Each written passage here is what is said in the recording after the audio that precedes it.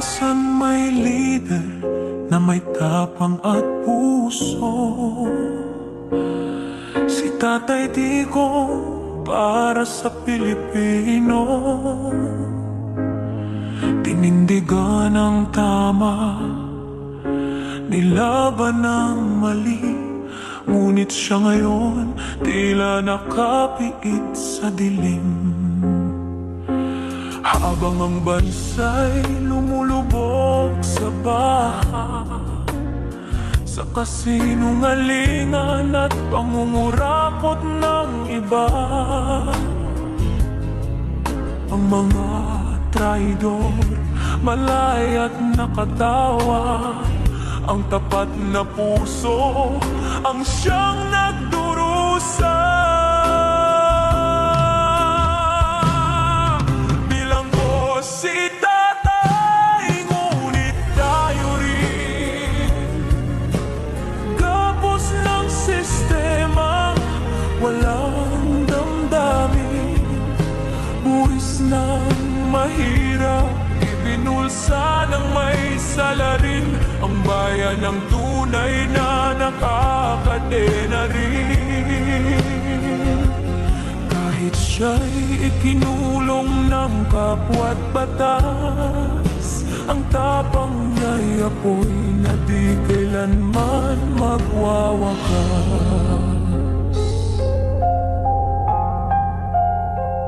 Ang mga pangakong ginintuan, pawang salita.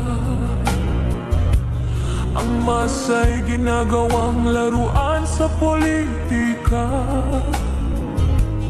Ngunit sa puso ng mga maralit at tapat, si Digong pa rin ang tanging hinahanap.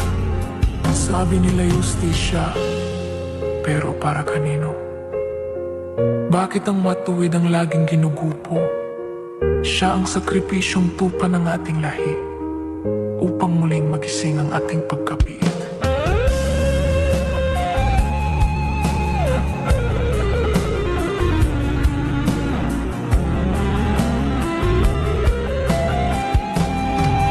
Bilanggo si tatay, ngunit tayo rin sa sariling bayan tila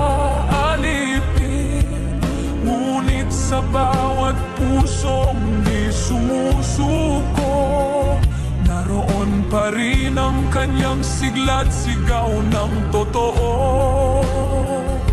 At kahit ginapos ng mga taksil sa dangal, ang pangalan ni Duterte mananatiling mahal.